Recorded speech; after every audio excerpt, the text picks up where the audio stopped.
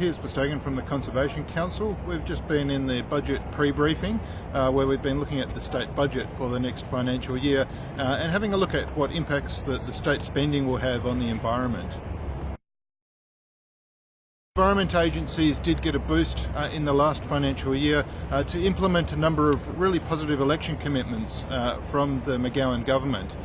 So those election commitments are still flowing through the budget, but when we look into the further years going out, we see that the baseline funding for environmental agencies does actually return back to the same level of funding that was being provided under the Barnett government.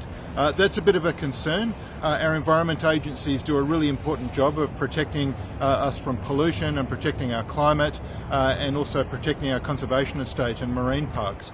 So it's really important that they get adequate funding to be able to do those jobs, and we really need to see a boost in that long-term baseline funding for those agencies. Well, one of the changes in this state budget was actually a boost to environmental regulation. There's going to be some more staff that are going to be employed in industry licensing regulation and also in clearing regulation. That's a good thing, and the money from that's actually going to come from industry in a cost recovery program. So rather than just increasing the speed at making these approvals, we want to make sure that really strong environmental standards are maintained and in fact enhanced. So it's really important that some of that increased resource actually goes into enhancing the environmental outcomes. We know that there's a lot of particularly clearing permits that are signed off which are causing really serious problems for our environment and biodiversity. We need to see better outcomes in that space. So increased funding is welcome for that, and it's good that industry is going to be paying for it through their licensing, but we need to make sure that the standards are maintained at a very high level. There are some new parks that were announced in the last budget and they're still being implemented and progressed with this budget. Of course, the Kimberley is an important area for new parks. The Great Kimberley Marine Park is one that's going to continue to be delivered. Of course, Labor made a strong election commitment to Fitzroy River National Park. That's also identified in this budget. That's something that will be delivered. But there's also a couple of new parks in this budget that we didn't know about or have been released only very recently. And the Preston and Leschenault regional parks are part of that. And there's actually a $10 million budget allocation to put those parks in place. And of course the Abrolhos Island, there's a proposal to have a park with the Abrolhos Islands as well. So that's also identified in this budget.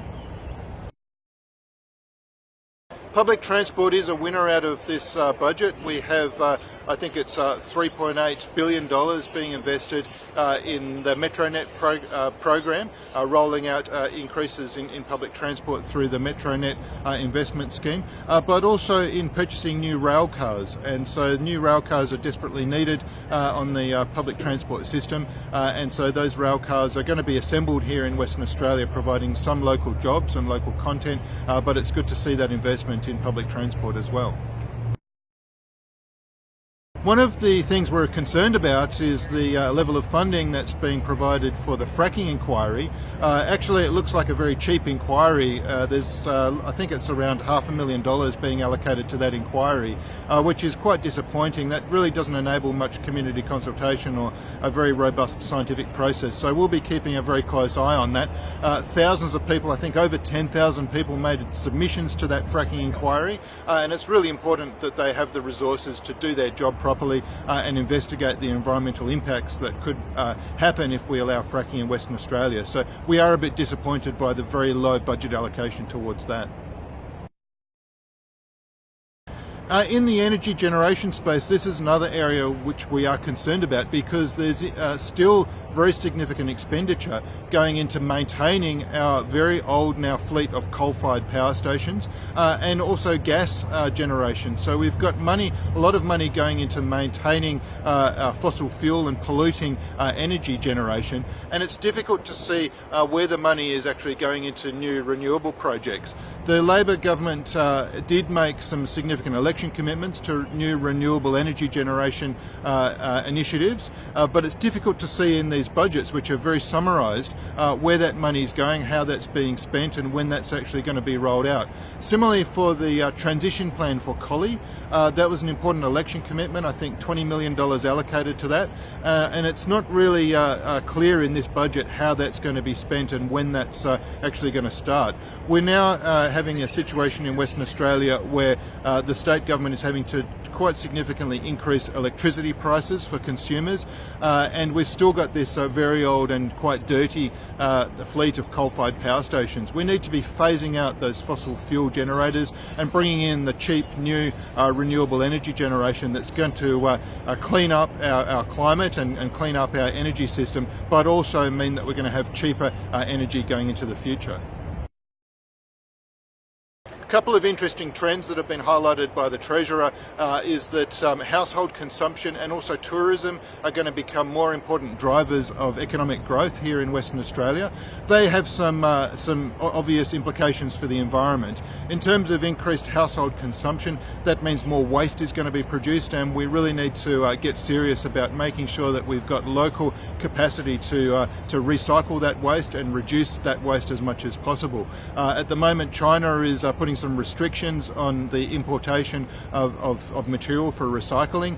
That presents a challenge for us in Western Australia because most of our recycling has been exported to China, but it's also an opportunity to invest in local reprocessing and local jobs and get that closed cycle of material use here in Western Australia.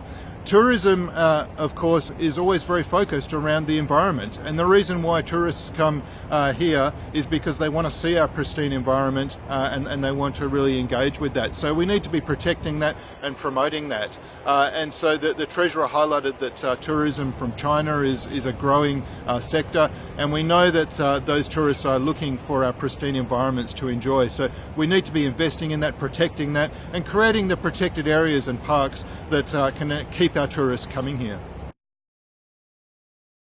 One of the surprising things in this state budget is that it reveals that there's very little contribution being made by the very large now LNG sector.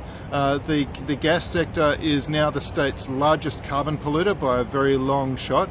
About 30% of the state's carbon pollution is coming from LNG, and these are very large projects, but they're actually contributing very little to the state budget. They don't pay any royalties into the state budget because the gas is from Commonwealth waters, not state waters, and we know that many of these companies, well, particularly Chevron, haven't been paying any tax to the Commonwealth government either. So the size of the industry is very large, but they're sending very large profits offshore, and we're really not seeing the benefit of that. So we really need to be seeing these industries invest in ways to clean up that pollution and reduce their environmental impact, and that will enable more jobs and investment here in Western Australia.